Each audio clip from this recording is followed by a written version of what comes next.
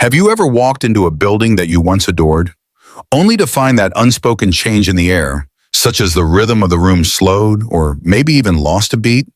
It's the kind of instant that tugs at you when you sense people far away, words being cut off, and smiles pretending, like everyone's at their absolute best to hold their breaths. That was what Malik learned when he returned to his own eatery after some tumultuous shifts. A place once teeming with laughter, shared stories, and dishes prepared with love, but now cut with unspoken tensions and invisible walls. You know the kind, the place that had promised community, but instead appeared to divide people, one whispered glance and side-eye whisper at a time. And it's not just slow food or cold food, it's something more profound, something that rattles at the core level of what it means to belong, to be heard, to be respected. Maybe you felt it too, whether at work, at home, or in your own circle, how hard it is to speak up when it feels like you're already on shaky ground, or how easy it is for divisions to sneak in when no one's willing to call them out. So what happens when the person who built that place has to face the truth nobody's saying out loud? When the leader gets it that keeping it all together isn't about schedules and profits, but about the soul of the people who bring it to life. And how do you rebuild when the very thing that once united everyone feels like it's slipping away? These are the questions that Malik is questioning under his breath in a restaurant where the food remains good, but the ambiance hangs on by its fingernails, and where every choice that he makes might mend those fissures or let them spread. It's a story of bravery, of honesty, and what happens when you stop pretending, fine, is maybe one that speaks more personally than you know. Because at the end of the day, isn't that what we all want? To come to a space where we don't just exist, but where we are needed.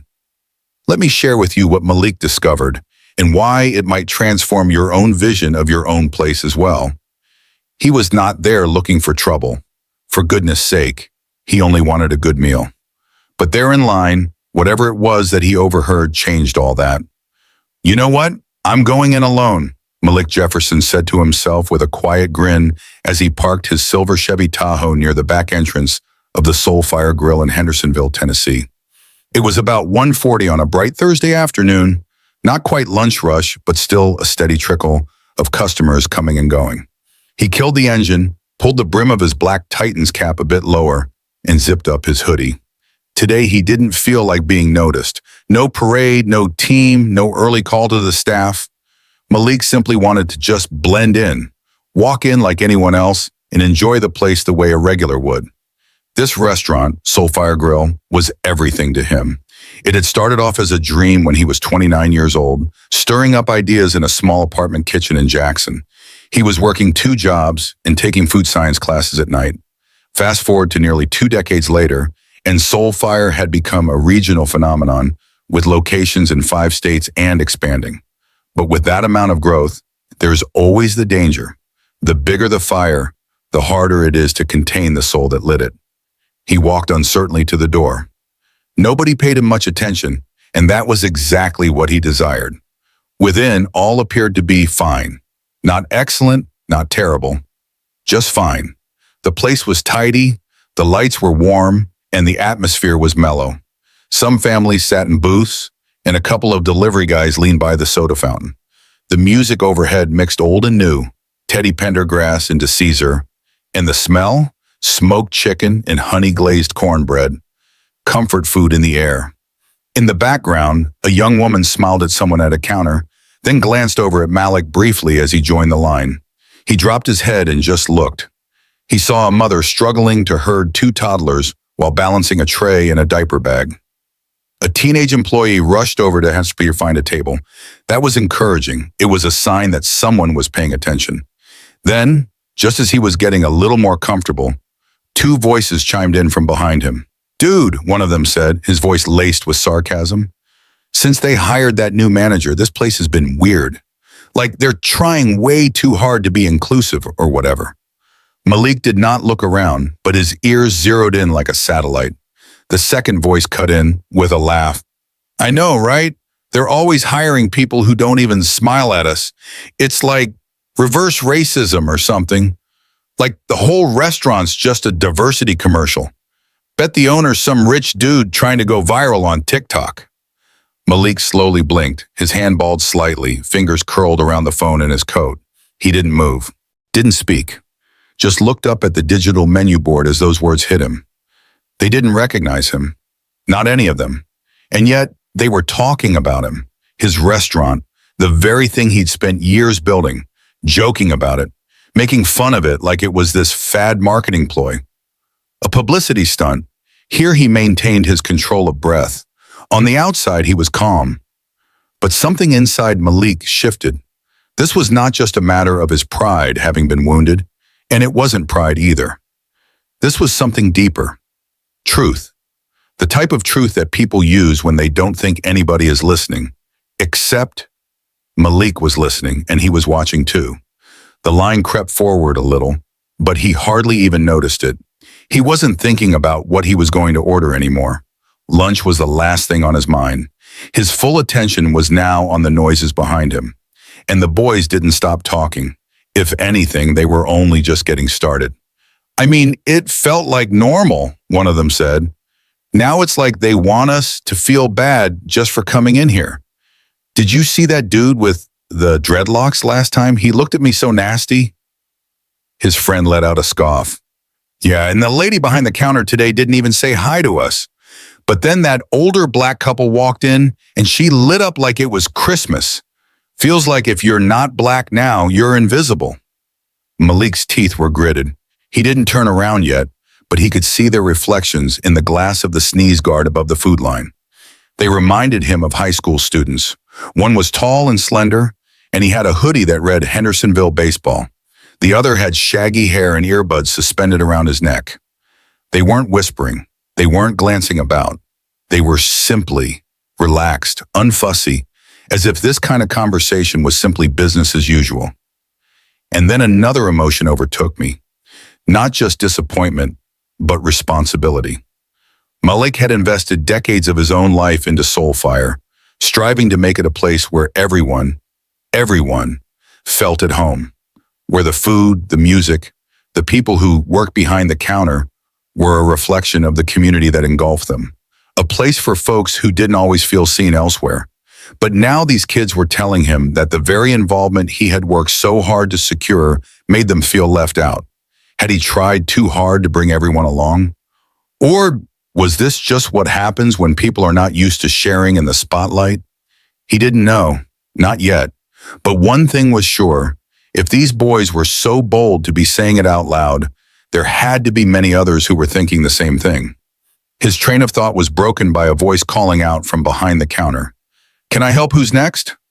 Malik stepped forward and was confronted by a young guy around 22 named Tavon. He smiled deferentially, but he was preoccupied. His eyes kept flicking over to the back of the restaurant as if something was pulling him. Can I have the smoked brisket plate?" Malik stated, keeping his voice even. "With greens, cornbread on the side." Tavon nodded and prodded at the screen. "That all you need today?" "That's it." Malik paid and stepped aside to await. This time, though, his eyes scanned the room more assiduously. The teenage girl tending the lemonade stand at the entrance looked completely fatigued. Her shoulders were hunched over, and she hardly acknowledged people making eye contact with her. At the other end of the dining hall, a middle-aged white couple were trying to catch someone's attention at their table with frustration marked on their faces. A young server soon rushed over, apologizing sotto voce. Then Malik saw her leaning against the drink counter, gripping her clipboard tightly in one hand, pale and drawn. Erica Russell, the new store manager. Late 20s, tall with natural curls pulled back into a neat bun. Black slacks, black polo shirt, name tag pinned just above her chest. She appeared to have not slept well in days. She addressed one of the staff members, her tone low but unyielding. It was clear she was doing more than she ought. Malik watched Erica for a while. She'd been with Soulfire just 5 weeks, hired from a smaller restaurant chain down in Birmingham. He still remembered her interview, keen mind, articulated well, and didn't falter at meeting lofty expectations. He'd approved of her from the word go, but now, gazing at her across the room, he could see it, the tension, the gap, the stress of keeping up with corporate demands while working with a diverse group in front of an even more polarized customer base. It was too much to expect of anyone, particularly someone so new. By the time his tray was ready, Malik had already gone up and taken his tray over to the little booth by the window. The two boys were still behind him in line. One of them yelled out with a big bro, that obnoxious barking sound that rang off the tile walls. Malik sat down and opened his container as if he might be in the mood to eat. But the real deal? He wasn't hungry anymore. What he really needed now weren't brisket and greens. He needed answers. He stared around the room as he pushed his food around. Brisket was fine, tender, rich, perfectly seasoned, but to him it was white noise. His mind was too busy to enjoy much of anything. Through the dining area, he saw Erica moving from station to station, counting stock here, diffusing a customer complaint there.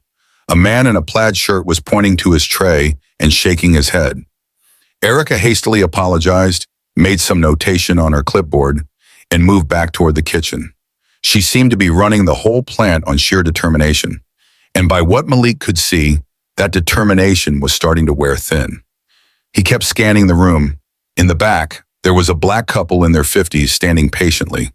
Nearly 10 minutes passed before anyone even ordered them a drink. A couple tables over, two white young women were talking and laughing with an employee. The employee was smiling radiantly, joking, clearly enjoying himself. This wasn't about nice people. Everyone was welcome at Soulfire, or that was the vision from day one. But Malik was picking up on something more complicated. Patterns. He watched smiles occur quicker for some guests. The service was quicker at certain tables. Eye contact, tone, body position, it all shifted depending on who was sitting at which table. It was not hateful, nobody was shouting or throwing slurs. But it was there nonetheless, quiet, under the surface, and genuine. And the worst part, nobody else seemed to notice. He spotted Tavon again near the drink stand, slowly wiping down the counter as though in no hurry. Malik stood up, took his tray, and walked over. "Yo," Malik said in a relaxed voice. "Can I talk to you for a second?" Tavon looked up, somewhat surprised. Yeah, what's up?" Malik tilted his head to one side. "You been working here long?" "Yeah, last summer. Maybe a year." "How do you like it?"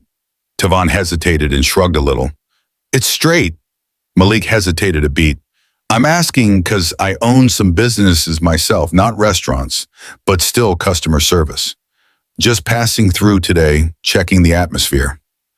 That relaxed Tavon somewhat. "Oh, word. Cool.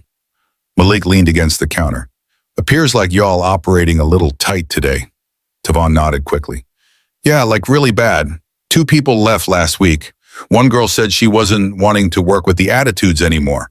Erica's been holding it together, but yeah, she stretched." Malik threw another glance toward the back of the restaurant. Erica stood in front of the kitchen door, arms crossed, shoulders tight. She was clearly in the middle of an intense argument. "She good people?" Malik asked casually, glancing in her direction. Tavon's expression shifted. He glanced around first, then spoke, a little more reserved now. "She cool," he said slowly. "But some folks don't like the way she operates. She real strict, always punctual, always checking things twice. Real by the book. You feel me?" He paused, then went on. "Some of the older workers think she's trying to change too much, like the music, the uniforms, who gets which shifts." Malik raised an eyebrow. "And she claims it's a question of fairness?" "Uh-huh," Tavon nodded. "She says," and then the silence. "But some of them are of the opinion that she cares only about those who are like her. You get it?" Malik blinked once. "Is that so?"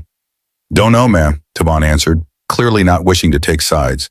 "I just clock in, do my work, and dip. I don't stick my neck out and all that." Malik nodded respectfully.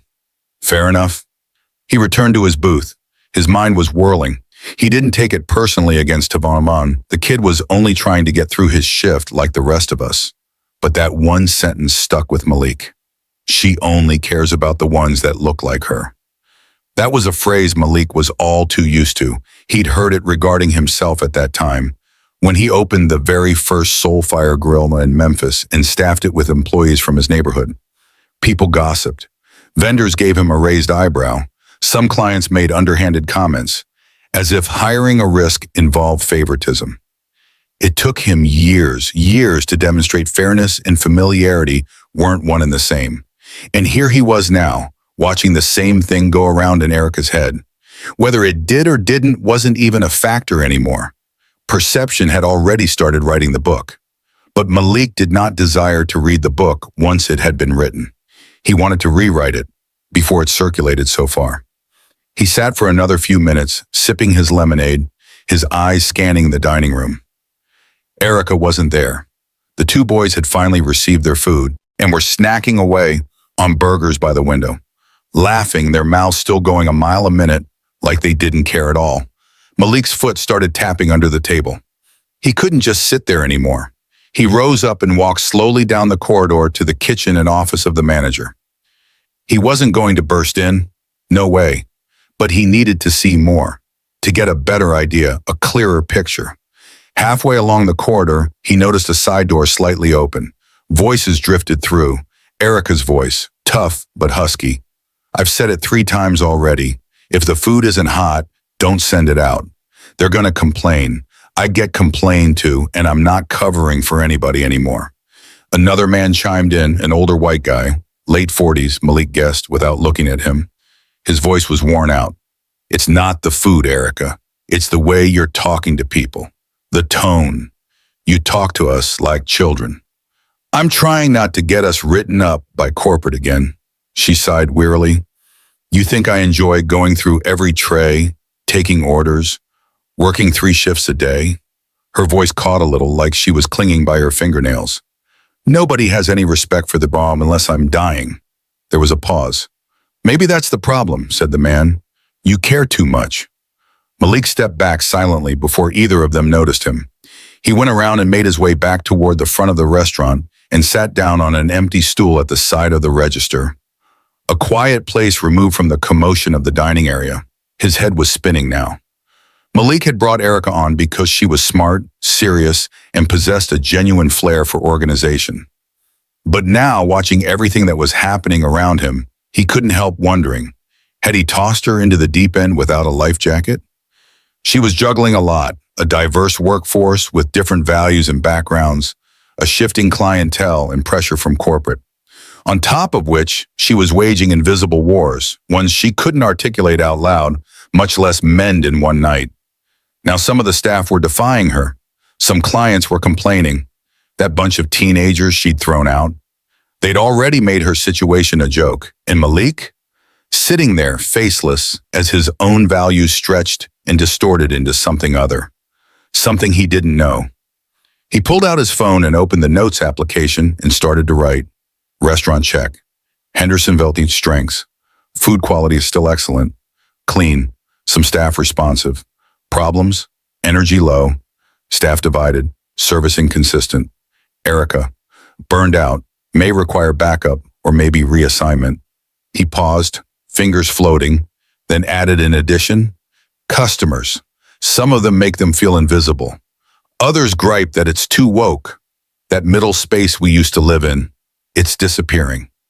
He saved the note and looked up just in time to see Tavon stroll by again. The young man gave him a passing look, then ignored him. Malik stood up and followed him to the soda machine. "Yo," Malik said, his voice easy. "You got a minute?" Tavon turned, uncertainly. Yeah. Mind telling me something real?" Tavon nodded slowly. "If you ran this place," Malik asked, "what's the first thing you'd change?" Tavon blinked, taken aback. Then he snorted silently. "You serious?" "Dead serious." Tavon stood silent for a moment. "I guess I'd make it less tense. Like sometimes you feel like you gotta pick a shade even behind the counter. If you're okay with one crowd, you're alienating another. People don't even speak during breaks anymore." Malik whispered quietly, barely to himself. Tavon went on. "Some people blame Erica, some blame the owner, but most of us just shut up, because we need the paycheck." Malik nodded and extended his hand. "I appreciate that, man. For real." Tavon shook it, still having no idea who Malik was, but obviously curious now. Malik went back towards the front of the restaurant and paused for an instant near the door and surveyed the area. The food remained good. The bones of the establishment? Good. But the soul? Something was not right with the soul of Soulfire. And if he did not speak up at once, the whole thing would go bad from inside. But first he must decide, save the reputation or tell the truth out loud. He started to move slowly towards the counter, the exterior but something rumbling inside. Past a family in front, 3 kids packed into a booth. One of the girls in the back looked up and smiled at him. He nodded silently, mouth compressed, eyes scanning the room. And then he saw her. Erica had just come out of the kitchen again. No clipboard this time. Her arms were crossed and her whole stance was altered. The professional demeanor was gone. Now she was taut, bristly looking, like someone bracing herself for whatever blow was to come next. She stood before the service line as one of the servers delivered a cold tray of ribs to a customer. The man, white, probably in his 60s, wearing a camouflage baseball cap, stared at the plate for a moment, frowning. Then he stepped up to the counter. "Excuse me," and he called out, holding the tray up slightly. "This is cold again." Erica stepped in immediately, already apologizing. "I'm sorry, sir. I'll get that fixed right away," Erica said quickly, stepping in to take care of the situation. But the man cut her off before she could even get the words out. "No offense," he said so that half the restaurant could hear it all. "But since this place got political, the service has gone down the tubes." The whole room came to a halt for a second. Erica stood in place like a statue. Her mouth dropped open a little, but nothing came out. Not yet, at least. That was enough for Malik. He stepped forward, resolute but calm. "Excuse me," he said, locking eyes with the man. "What exactly did you mean by political?" The customer sized him up. "I mean, it's not that difficult to grasp," he shrugged. "New management, all these changes. It seems like you're attempting to make some sort of statement instead of just running a restaurant." Malik gave a small nod. "So, hiring different people, playing music that's not country, giving everyone a fair shot. That's a political statement to you?" The man shifted uncomfortably. "I'm just saying, it's different." "Yeah," Malik said, his voice even. "It is different, and it's meant to be." Beside him, Erica stood with her arms crossed, still tense. "Sir, I can remake your plate or offer you a refund. Either one you prefer," she told him, trying to be professional. But Malik held up a soothing hand, not to silence her, but to indicate, "I've got this." He addressed the whole room. "My name is Malik Jefferson," he said, his voice clear and level. "I'm the founder and CEO of Soulfire Grill. This restaurant, and every other one like it, is built on one thing: respect. Respect for the people behind the counter, respect for the folks at the tables, and respect for the communities we're a part of." He let that sit for a second. "If that annoys you," he said, "then maybe the food's not the problem." There was silence around the whole dining area. Erica's eyes widened. Tavan, who was manning the register, came to a stop mid-action. One of the teen boys sitting by the window dropped a fry halfway to his mouth. The camo hat man, muttering under his breath, moved away from the counter and left behind his plate. He did not ask for a refund. He did not speak a single word. He simply walked away. Malik stood firm for another instant, letting the import of his words linger in the silence. Then he spoke to Erica. "You're okay?" She slowly nodded, still catching her breath. I didn't realize you were working today." "Didn't intend to," Malik said, "but I'm glad I did. I'm sorry about all of—" "No, Twin," Malik cut in gently. "You've been running this place on a shoestring with one hand behind your back. I should have brought more support right off the top." Erica blinked, swallowed hard. Her eyes shone just a little. "You've been doing your best to keep things running," Malik continued. "But this place, it's never been just about food or schedules. It's about people, and somewhere along the line, we've lost that. We've got to bring it back." Erica nodded, her voice barely above a whisper. "Okay." Malik turned to the counter, where nearly the entire staff was now staring at him like he'd just stepped out of a movie. "I need 10 minutes with the team," he announced, voice loud enough for all to hear, "right after this rush." No one said a word, but nodding started. Eyes continued to stare at him. People weren't just hearing him, they were listening, because Malik was not standing there to give a speech. He was not standing there to be heard. He was standing there willing to listen too. 25 minutes passed before the shift leader changed the sign in front to closed for cleaning. Not a standard one at noon, but Malik insisted on it. The staff on the floor retreated to clean tables in silence, with a hint of special care, clearly pretending not to hear. Tevon dimmed the overhead lights by a notch, and Malik took station by the drink stand, arms relaxed, voice firm, but polite. "Okay," he told her. "We won't be staying here long, but I need you to be honest with me. No bull, no corporate speak responses, just the truth." The employees had formed a loose half circle.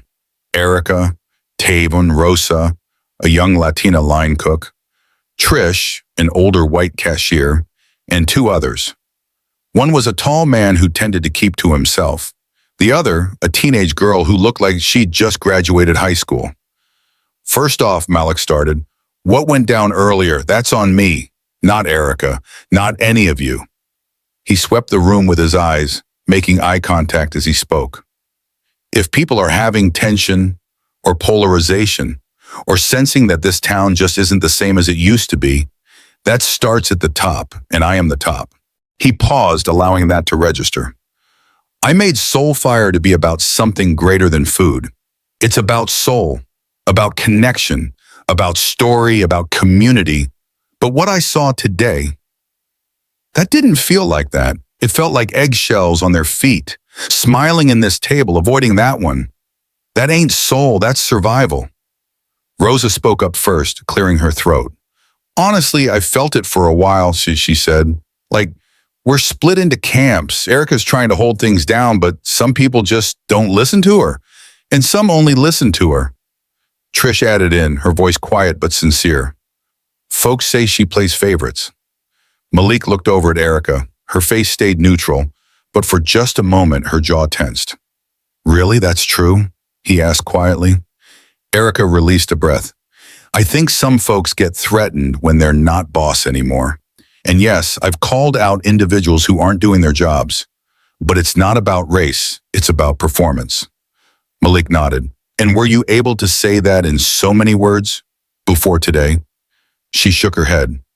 "No, because when I do, I get accused of being aggressive, or I sound as if I'm trying to push some agenda." Malik scanned the room. "That's the problem right there. We're all so scared of speaking the wrong thing. We just don't. And that silence, it grows, one shift at a time, until it's resentment." Tavon hopped in next. "I don't have a problem with Erica," he stated. "But yeah, people talk. I just keep out of it, man. I need to work here. No one's trying to take sides." Malik nodded once more. "Respect. I understand." He took a step closer, more intentional now. "Come on, this is a place. It can't be all about a paycheck. It's gotta mean something. But if you people all believe it's driving people apart instead of keeping people together, then we've all failed somewhere. Me too." There was a long, thoughtful silence. Then the youngest member of the group, the girl who had so far said not a word, spoke. "I used to love working here," she said softly. "Like, really love it. But lately, it just feels tense, like everybody's waiting for someone to snap." Malik didn't flinch. He just nodded and kept listening. "Okay," he said after a moment. "Here's what's going to happen." He turned to Erica first. "You're not doing this alone anymore. Starting next week, we're sending in a regional support team. Real leadership help, not corporate babysitters." Then he looked back at the full team. "You're all getting anonymous feedback forms, real ones. And I'm reading every single one myself, no middlemen." He paused. "Say what needs saying. Say it with your chest." The group exchanged uncertain glances. Some looked surprised. Others looked like they might actually be ready to believe him. "And one more thing," Malik said, his voice softer now, as if speaking from heart to heart. "If ever you should hear someone say that this community has gone too woke, or too black, or too political," he held for a beat, "you tell them the truth." He held again, not for theatrical effect, but because the truth was worth allowing room. This room was always going to be slightly off. And if that isn't okay for some individuals, then maybe this simply isn't their place. A few heads nodded. Not everyone, but sufficient. Erica touched her eye with the corner of her finger and gently wiped away a tear. She didn't say anything, and didn't need to. Malik clapped his hands together once, gently breaking the mood. All right, that's me done. Let's begin again. We good?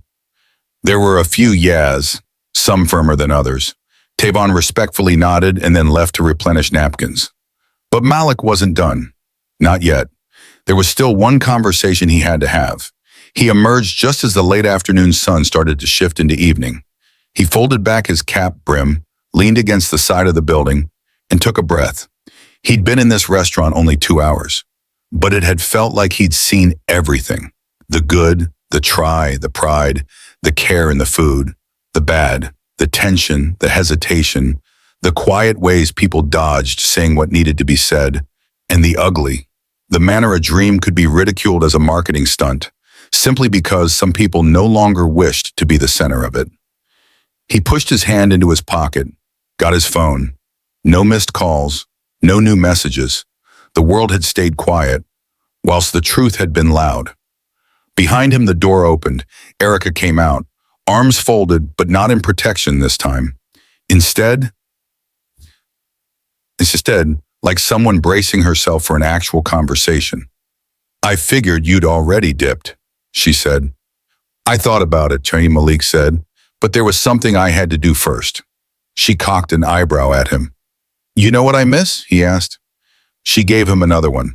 I miss the start, Malik stated, when it was me, 2 friars, a Bluetooth speaker, and some individuals who believed in the vision. They weren't all great, some were a little rough around the edges, but they loved it. The food, the people, the reason for doing this. Erica nodded slowly. Now? Malik shook his head.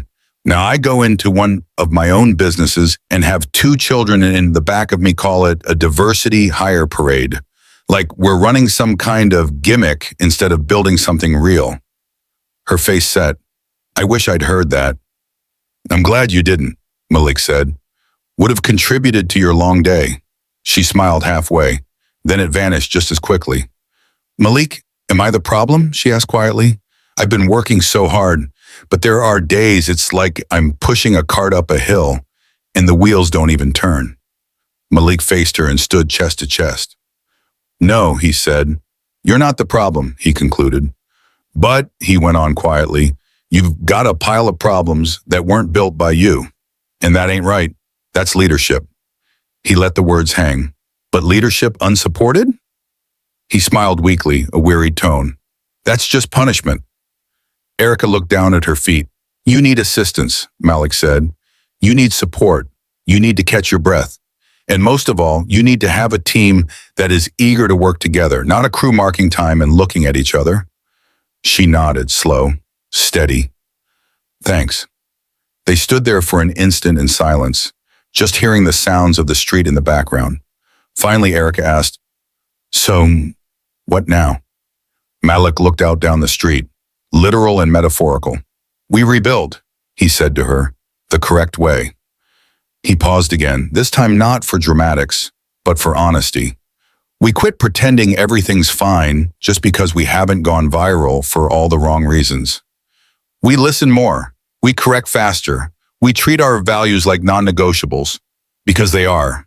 He looked Erica directly in the eye. And if anyone in these walls thinks inclusion is some PR stunt, or that making room for more voices means shoving someone else out, well, they can go work somewhere else. Erica raised an eyebrow. Might put that on a sign. Malik laughed. Might help. A few minutes later, Malik headed back to his SUV. Just as he reached for the door handle, he caught movement across the lot. It was those 2 teenage boys from earlier, standing near a beat-up Honda, slurping the last of their drinks. One of them spotted Malik and nudged his friend. The other started walking over. Hey, the kid called out. You're the guy from earlier, right? Malik closed the door and turned slowly. Yeah. The boy stood a few feet away, his fists deep in his pockets. Didn't know you were the owner, he said. That was kinda intense. Malik didn't say anything. The kid shifted his weight. I didn't mean anything by what I said, but you said it anyway. He spoke low, looking down. I guess I just thought this place felt different. Not bad, just different. Different how? Malik asked. I don't know. Like it wasn't designed for people like me anymore. Malik nodded slowly. Let me ask you something. When it was designed for people like you, did you ever wonder who it wasn't designed for back then? The boy was quiet. Malik moved closer but stayed calm. It's not making you less significant. It's about making others visible for the first time. Is that a loss to you? The teenager shook his head. No, I don't guess so. Guess? The kid hesitated. No, it doesn't. Malik looked at him. Good. Then maybe next time you walk into a space and something feels slightly off, you'll sit with it instead of judging it. The boy nodded. Tell your friend the same, Malik said. And if y'all ever do get uncomfortable again, speak with respect. Don't whisper trash behind people's backs. You have no idea who'll hear you. The teen nodded again, then walked back toward the car. Malik climbed into the driver's seat, cranked over the engine, and took one deep, quiet breath. He hadn't fixed everything that day, but he did something. And sometimes change begins like that, because leadership isn't about being seen. It's about seeing and doing, even when no one knows your name.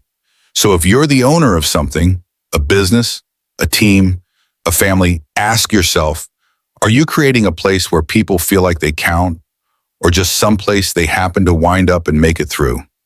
That difference, it's everything. Let your words not be drowned out by someone else's narrative. If this spoke to you, share it with someone who needs to hear it. And ask yourself today, who's in the room and who's still waiting to be let in?